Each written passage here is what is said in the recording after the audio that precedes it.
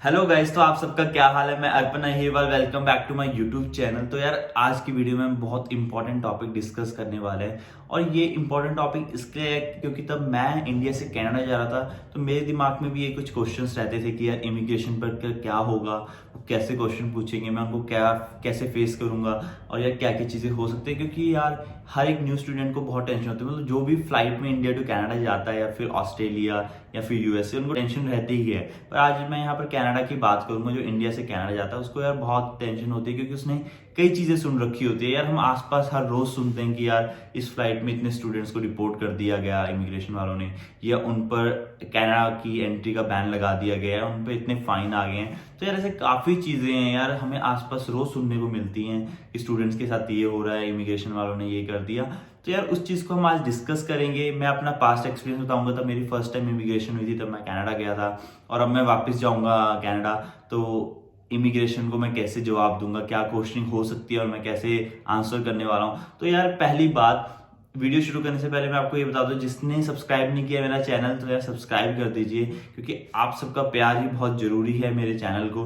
यार ये चैनल मेरा नहीं, आप सबका भी। तो आप प्यार करते रहिए, इस पे अच्छे अच्छे कंटेंट आते रहेंगे और हम मिलकर मेहनत करेंगे यार। मतलब आप मुझे प्यार करो, मैं अच्छे कंटेंट दूंगा।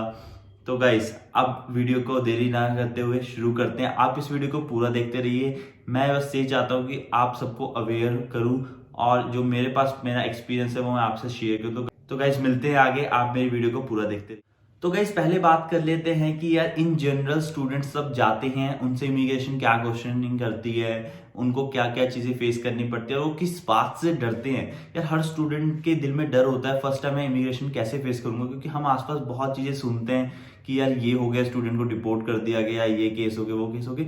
तो आज उस बातों को डिस्कस करेंगे और यार ये बात डिस्कस करनी बहुत जरूरी है, क्योंकि यार हर एक स्टूडेंट चाहे जितनी मर्जी वीडियोस देख ले कि ये क्वेश्चंस के जवाब ऐसे देने हैं कुछ, फिर भी यार इंसान के दिल में डर रहता है, मतलब इमिग्रेशन फेस करने वाला है, क्योंकि यार उसने इतने पैसे लगाए हैं, उसके इतने फ्यूचर ड्रीम है कनाडा के रिलेटेड। तो यार वो चाहता है कि यार लास्ट मोमेंट पे कोई प्रॉब्लम ना हो जाए, क्योंकि वो एक तो अपनी कंट्री छोड़कर दूसरी कंट्री में जा रहा है, ऊपर से ये इमिग्रेशन को फेस करना। और जो हम आसपास बातें सुनते हैं कि यार वो लड़का स्टूडेंट रिपोर्ट हो गया, उससे हमारे दिल में यार डर भी हो जाता है एक तरीके से।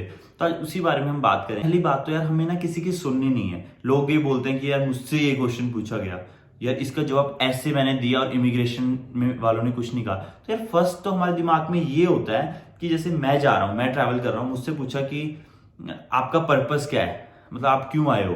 तो मैं बोलता हूँ यार मैं I came here just for studies, right. अगर आप मुझसे पूछते हो कि अर्पण क्या क्वेश्चन पूछा, तो मैं बताऊंगा आपको कि मुझसे एक क्वेश्चन पूछा कि हाँ स्टडी क्या करने आए हो, मैंने बोला आई केम हियर फॉर स्टडीज।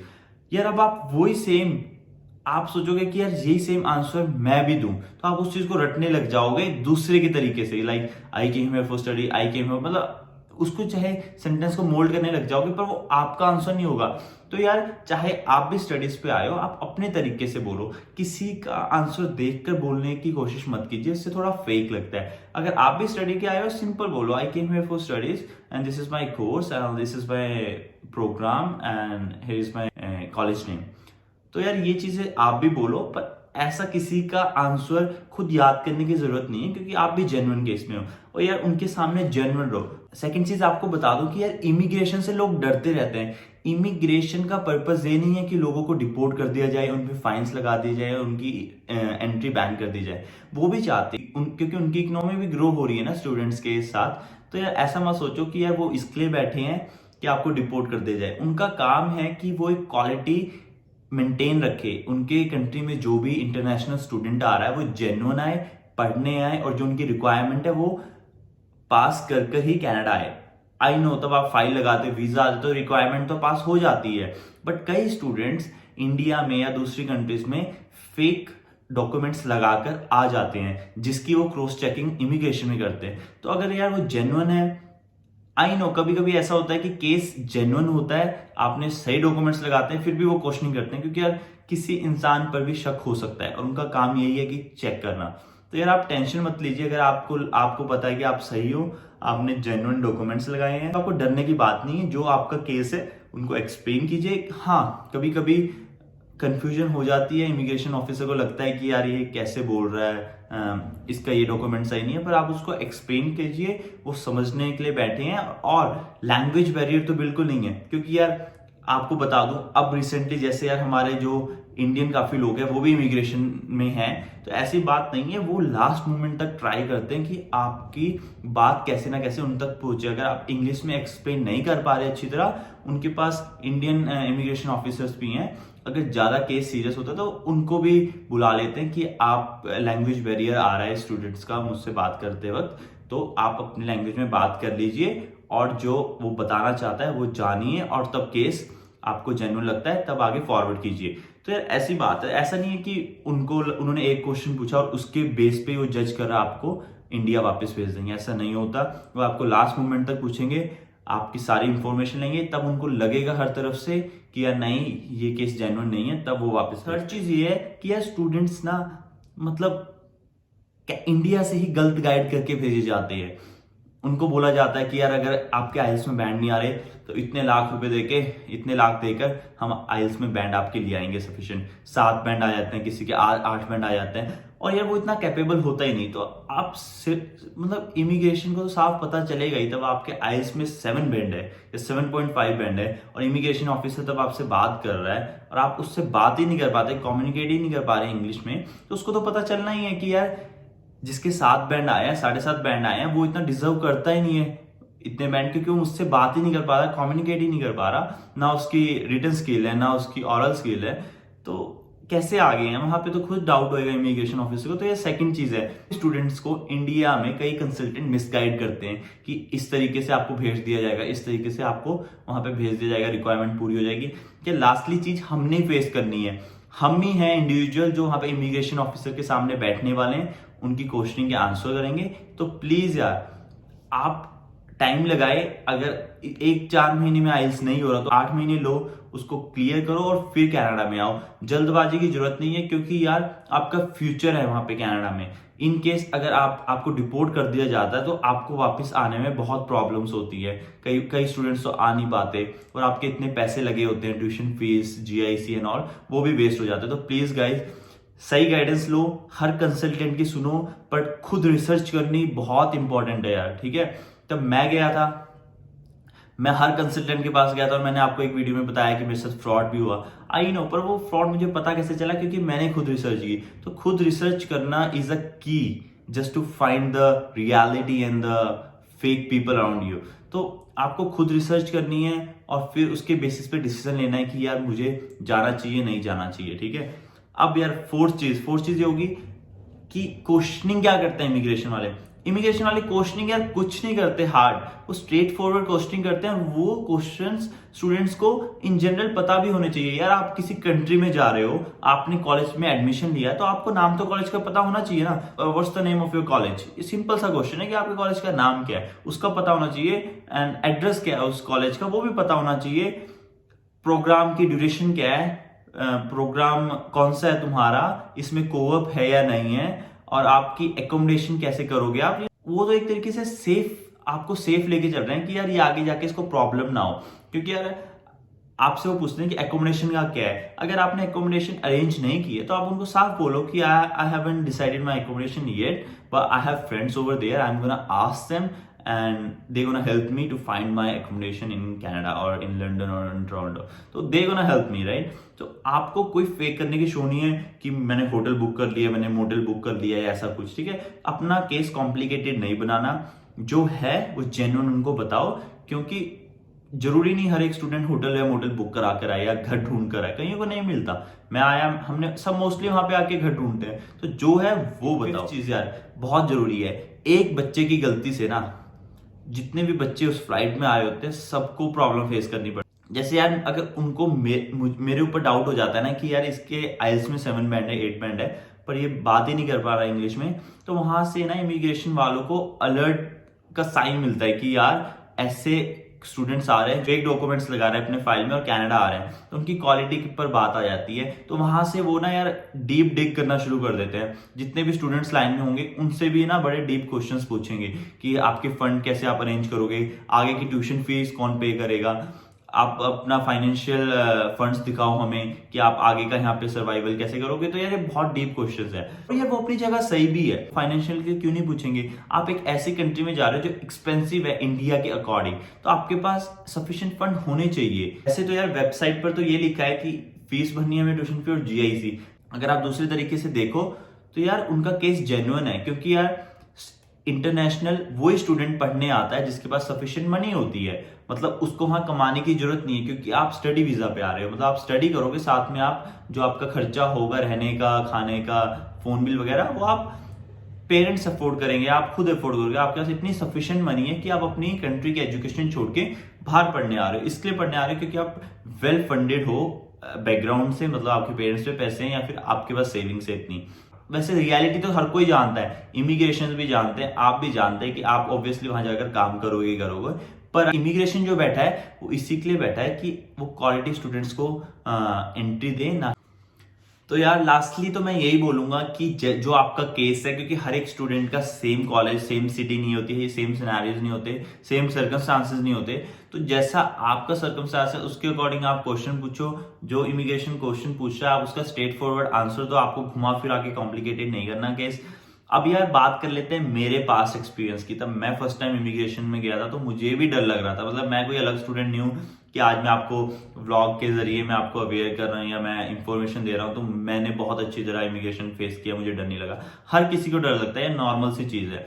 तो मैं गया, मैं तब लास्ट मतलब 1-2 घंटे रह गए थे कनाडा पूछने थे, तो मैं भी तैयारी से शुरू करने लग गया था यार कॉलेज का नेम क्या है यार, क्या एड्रेस है, मतलब बार बार पढ़ रहा था। पर मैं जैसे ही गया मुझे थोड़ी देर बाद लगा कि यार उनका काम ये नहीं है कि इनको डिपोर्ट कर दिया जाए, और वो क्वेश्चन वही करेंगे जो हमें मतलब पता ही होने चाहिए, उसमें कोई क्वेश्चन नहीं है। आप कोई कॉलेज में पढ़ने जा रहे हो, आपको उसका एड्रेस पता होना चाहिए, आप वहां पे कैसे फाइंड करोगे, बेसिक नॉलेज है ये। इसमें ये नहीं है कि वो कोई अलग क्वेश्चनिंग कर रहे हैं।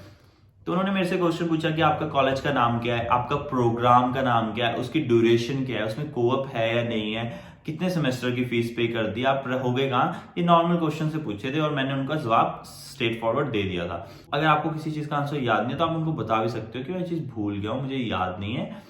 पर कोई झूठ मत बोलना, क्योंकि झूठ बोलोगे तो वो क्रॉस क्वेश्चनिंग शुरू कर देंगे और आगे आगे आगे आगे क्वेश्चनिंग करेंगे, वो आपको कॉम्प्लिकेटेड बना देंगे केस। प्लीज यार guys, B genuine, be real, कोई फेक शो नहीं करना। जो हम हैं, जो केस है हमारा, वो ही हमें रिप्रेजेंट करना है इमिग्रेशन ऑफिसर के आगे। और वो भी इंसान ही हमारी तरह, वो भी चाहते हैं कि स्टूडेंट्स आए यहाँ पर पढ़कर एजुकेशन अच्छी लें। वो नहीं चाहते कि किसी को डिपोर्ट या किसी को ऐसी सिचुएशन में डालें जहाँ पे वो इंसान सफर करे, क्योंकि यार हम भी इतने पैसे लगा कर आ रहे हैं।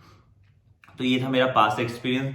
अब यार मैं वापस जा रहा हूँ इंडिया टू कनाडा, तो मुझे पता है मेरे इमिग्रेशन क्वेश्चंस अब थोड़े डिफरेंट होने वाले हैं, थोड़े ट्रिकी से भी होंगे।